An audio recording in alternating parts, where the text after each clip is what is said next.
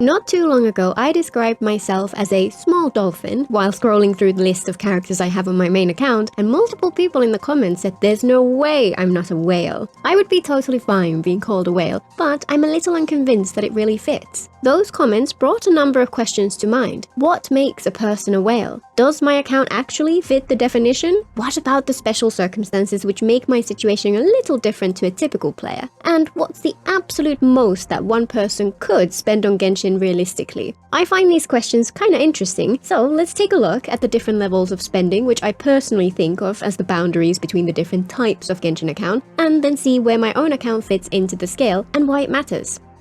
Before we get into the details, let's quickly define our terms. The idea of whale originated in the casino industry, where people noticed that a small percentage of people spent a disproportionately large amount of money. Casinos did everything in their power to make their whales happy. When someone spends millions, it's worth rolling out the red carpet to keep them coming back. This observation held true for free-to-play games with microtransactions, and those rare players who spent a lot more than anyone else are called whales in the gaming industry too. Since the fishing metaphor makes intuitive sense, people also came up with the terms dolphin and minnow to describe different types of smaller spender, which we'll get to shortly. We should probably come up with a separate term for the kind of person who pulls for a C6 Furina without telling their spouse. Suggestions in the comments, perhaps?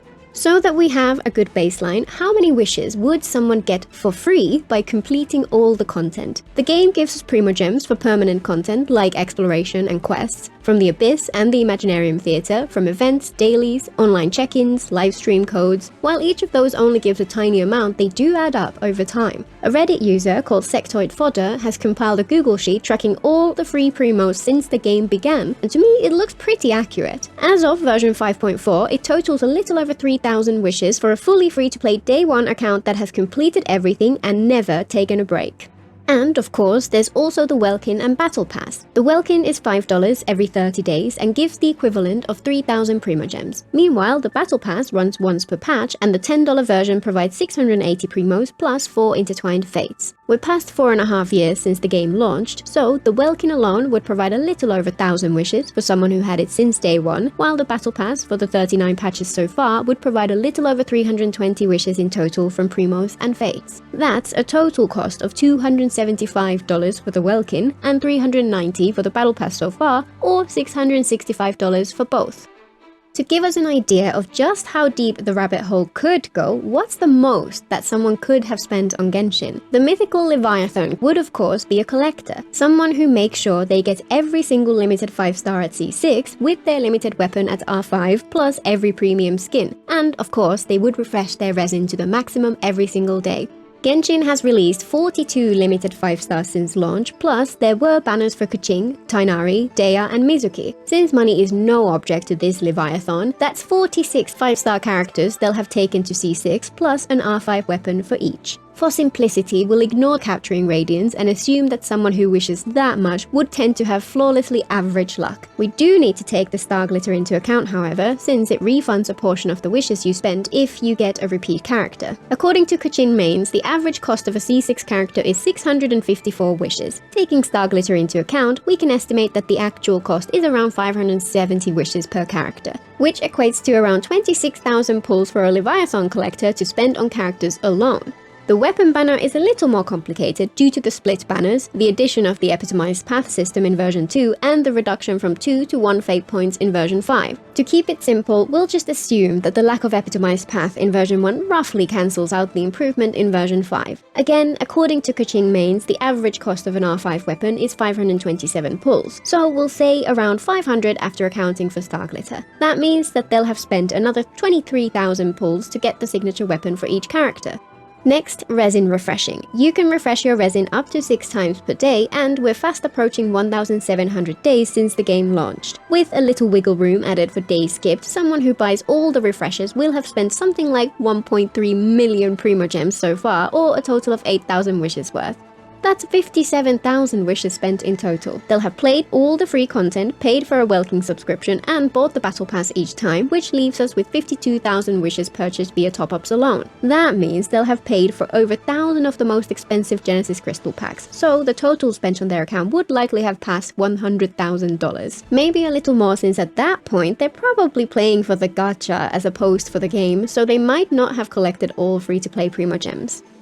Leviathans are, of course, extreme outliers, so let's look at a more typical whale. When I stream Genshin on Twitch, I have a channel point reward which lets people request for me to review a character on their account. Many of the people who use this turn out to be the type of player that I would personally call a typical whale. They pull for all of the characters and usually their weapons, just for the sake of having all the options. However, they don't pull for the constellations and refinements for all of them. Instead, they save that for their favorites or the most powerful meta DPS and support characters. A typical example would have maybe 1 in 5 5-stars taken up to C6R5 plus a handful of others with a couple of valuable lower constellations. So how much would they have spent? If they have 8 characters fully maxed out and all of the rest at C0R1 and we're still assuming average luck, then at this point they would have spent around 15,000 wishes. They will of course have bought the Welkin MVP, so from top-ups alone they'll have spent 10,000 wishes at the total cost of $20,000. For me, the bar for being considered a small whale is much lower. I tend to think of it as someone who has collected most of the characters and has C6R5'd at least one of them. Let's say, for example, they pulled for 30 characters to C0R1, plus their one absolute favorite to C6R5. How much would that cost? That's 1,000 pulls for their favorite and 6,400 in total, so roughly 2,000 paid for with your top-ups, at a cost of $4,000. I've seen a lot of whales say that they spent around that amount, so my rough assumptions actually check out. It's worth noting that while this sounds like a lot of money when you look at the totals, the game is over 4 years old now. The level of spending is just over $100 per month. We'll look at that in a little more detail shortly.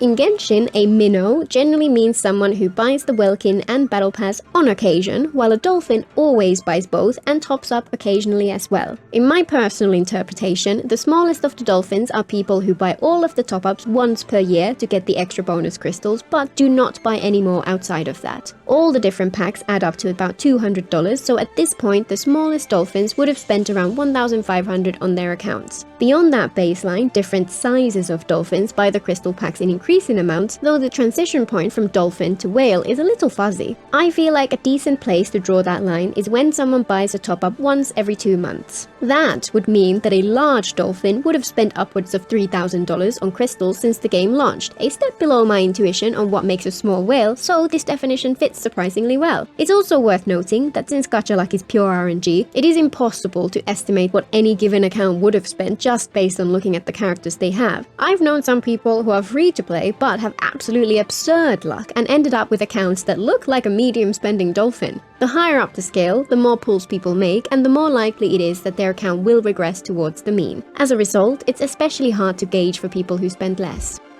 So what about my account? Where do I fit in? I have all of the 4 stars and most of the 5 stars, but I've only pulled for a constellation or 2 on a few of them. A couple of times I got super lucky as well. For example, I got my C2 Baizu within 100 wishes while trying to get Carver before I learned my lesson about not pulling for 4 stars. When it comes to 5-star weapons, it's much the same. I have quite a few, but I tend to only pull for them when I have spare Freemogems left over, with a couple of notable exceptions while wishing on stream on my birthday. Only 15 of them are ones I actually pulled for, and even for those 2 or 3 special occasions which ate up all of my savings before I got them, I didn't spend much.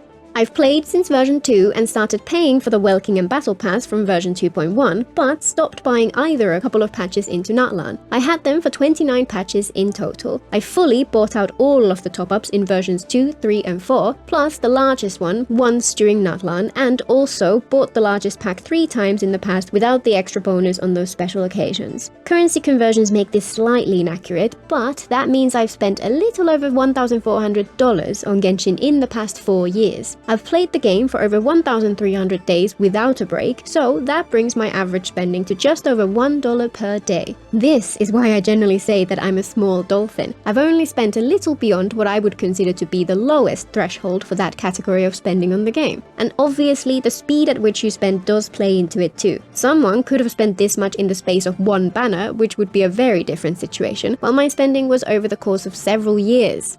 However, one thing I find easy to forget when quickly mentioning that I'm more of a small dolphin is that my account is a little different to a typical one, and it may be a little misleading if someone looks at it to see how many characters a dolphin could expect to have. Why exactly? Because I'm a content creator. Hoya used to run content creator programs and events that were open to everyone to encourage people to stream Genshin on Twitch, and I was one of the people who took part. It's tough to estimate how much they would add up to. Some of the earlier rewards were quite decent, but they reduced the amounts over time and eventually stopped the events entirely. I would roughly estimate that it may have been an extra 20 to 30 pulls per patch max for just over a year in total. It wasn't a huge amount, but of course every little helps, and that does add up to an extra couple of hundred pulls. Hoya posted the reward totals on their website if you want to look up how much they gave out overall. There were also a few times when some incredibly generous people in my community bought me some Freemogems as a birthday or Christmas present, maybe in total another $100 to $200 worth over the course of the 4 years. Since I didn't track any of this, it makes it very hard to estimate.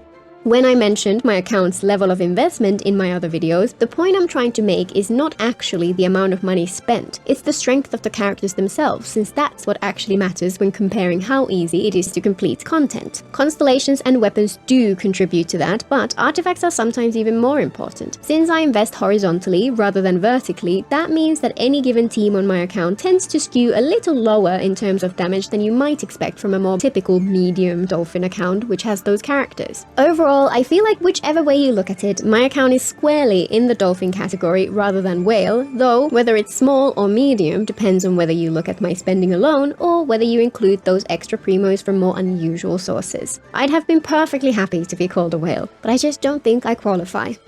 If you told most people that you spent $1,500 on a single video game, they would look at you like you're absolutely deranged. And it goes without saying that pulling for a C6 character on your fiancé's emergency credit card is grounds for breakup. However, as a longtime player of The Sims, I've spent a similar amount on that franchise too over the course of a decade and a half, and I've always looked at it differently. There's a couple of dimensions to it which really put the amount into perspective. The one I think is the most telling is cost per hour of enjoyment. How much do people pay for an hour of entertainment? If we ignore more expensive experiences like live events or trips to the cinema and just look at entertainment within the comfort of your own home, many people happily spend a few bucks to rent a movie. I've played almost 1,000 hours of Genshin on stream alone. My main account has over 4,000 hours tracked on PS5, my alt account has another 1,000, and I likely had 1,000 or 2,000 on PS4 before I upgraded. 30 cents per hour of enjoyment sounds like a pretty fantastic deal to me. Alternatively, consider how much people spend on hobbies or other pleasures. Some people buy a coffee on the way to work every day. Some have a season ticket to their favorite sports team. Some people enjoy concerts and festivals a few times a year. Personally, my only non-essential spending tends to be on plushies, books, and games. And it's a bargain compared to what others spend for pleasure on a daily basis. I've played every day since I started, and in my opinion, $1 a day is a great deal for a game which I've enjoyed so much. And it's worth noting that as soon as my enjoyment started to decline, I stopped spending.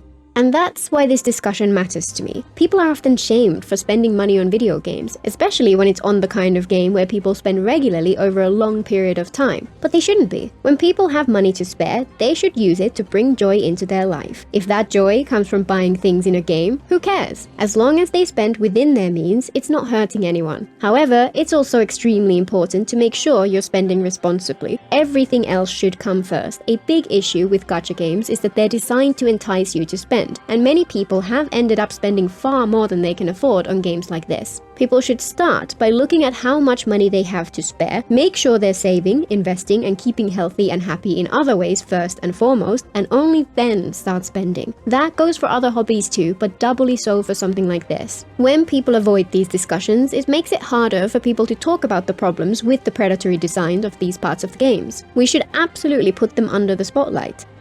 And of course, content creation is literally my job. It would be perfectly reasonable for someone to spend as much as I have on their hobby over the course of several years, but in my particular situation, anything I spent on the game has been more than covered. This whole discussion is one that people often shy away from. Money can be an uncomfortable subject, especially in a time where so many are struggling to make ends meet, and spending money on video games often gets looked down on as a result. But when you put it into context, us dolphins spend less per day on even the most predatory games than you'd spend on a cup of coffee. Spend responsibly on things that you enjoy. Until next time.